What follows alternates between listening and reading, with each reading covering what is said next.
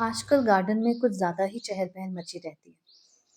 सुबह शाम कुछ ज़्यादा ही चहक रहे हैं ये लोग। सुबह के समय तो नाश्ते पे टूटे रहते हैं और जैसे ही 10-11 बजते हैं, यहाँ पे कुछ काम हो रहा है। पर क्या काम हो रहा है? आइए जानते हैं इस चैनल पर जिसका नाम है गार्डन की बातें। आजकल ये बर्ड्स कुछ ज़्यादा ही बिज़ी हैं और इसके लिए ये खाना भी खूब अच्छे से खाते हैं। जैसे-जैसे दिन गर्म हो रहे हैं, यानी कि हमारी बसंत ऋतु आने वाली है। स्प्रिंग सीज़न में ये बर्ड्स बहुत मेहनत करते हैं, क्योंकि मार्च में ये लोग नए घोंसले में नए अंडे देंगे। जैसे ही इनका ब्रीडिंग सीज़न शुरू होता है, वैसे ही ये अपना नेस्ट बनाने में लग जाते हैं। दिन में कम से कम 6 घंटे ये लोग नेस्ट बनाते रहते हैं। शाम होते ही सो जाते हैं और उसके बाद सुबह उठ के फिर से इस काम में लग जाते हैं।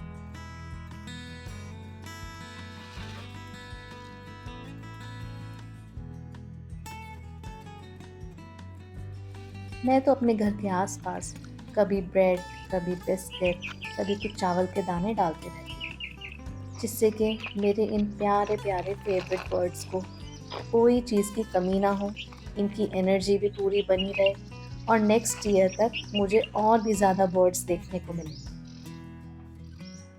हम अपने लाइफ में कई बार बहुत ही बिज़ी हो जाते हैं और नहीं देख पाते कि हमारे आसपास कितनी सुंदर-सुंदर चीज़ें हैं, जिनका हमें ध्यान रखना चाहिए।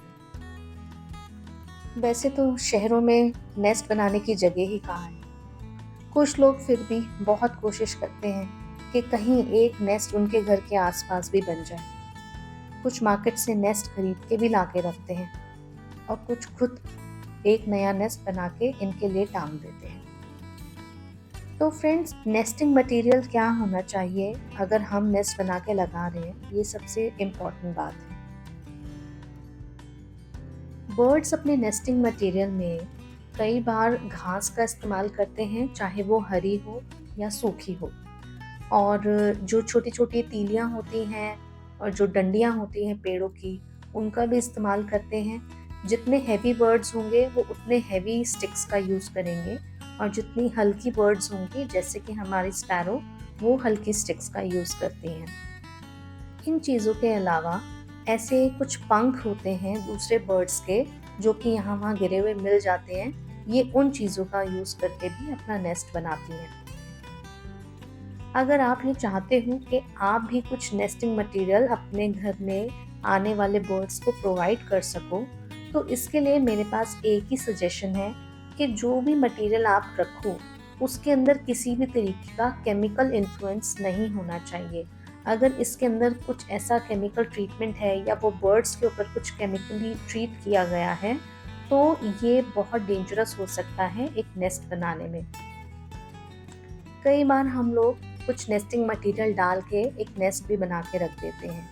उसके लिए भी आपके लिए बहुत ही अच्छा है कि अगर आप ऐसी-ऐसी चीज़ों का यूज़ करें जो ज़्यादातर एनवायरमेंटल फ्रेंडली हैं, जिनमें से कोई स्मेल नहीं आ रही है।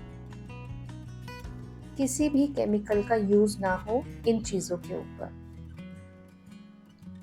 फ्रेंड्स, अगर हम कॉटन को यूज़ करेंगे और किसी कपड़े का भी यूज़ करेंगे, तो इसको भी हमें बहुत ध्यान से यूज़ करना चाहिए। हम अपने हाथ से नेस्ट बना के रख रहे हैं और हमने उसमें कॉटन के थ्रेड्स का यूज़ कर लिया है, तो ये बहुत डेंजरस हो सकता है हमारे बर्ड्स के लिए, क्योंकि जो यंग बेबीज़ होंगे जब वो उसके अंदर रहेंगे, बैठेंगे, वो सारा टाइम हिलते रहते हैं, फूड की डिमांड अपने पेरेंट्स से करते रहते हैं।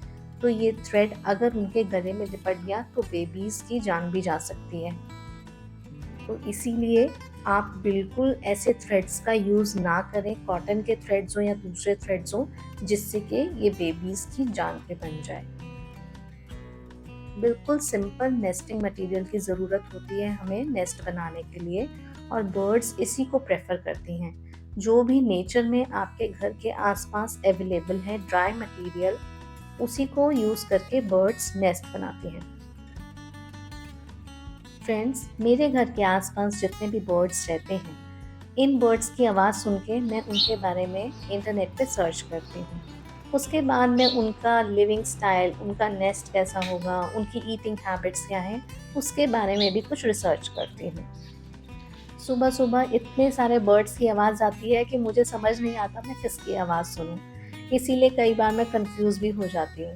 मैं इन अपने घर के आस-पास रहने वाले बर्ड्स को और भी अच्छे से पहचानना चाहती हूँ और आपकी भी उनसे जान-पहचान करवाना चाहती हूँ। तो अब स्प्रिंग सीज़न शुरू हो गया है और हमारे जो बर्ड्स हैं बहुत ही बिज़ी हैं नेस्ट बनाने में।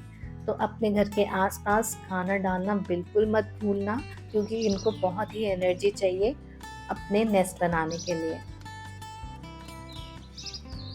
नेक्स्ट मंथ यानी कि मार्च में ये बर्ड्स अंडे देंगे और उनको सुबह शाम सेकेंगे और कम से कम 2 से 3 हफ्ते लगेंगे इन अंडों में से बच्चे निकलने के लिए। उसके बाद और भी हार्ड वर्क शुरू हो जाएगा। तो फिलहाल इस वीडियो में मैं आपको सिर्फ नेस्टिंग की ही इंफॉर्मेशन दे रही हूँ। फिर मिलेंगे और भी जानकारी वाली वीडियो में, तब तक के लिए बाय बाय।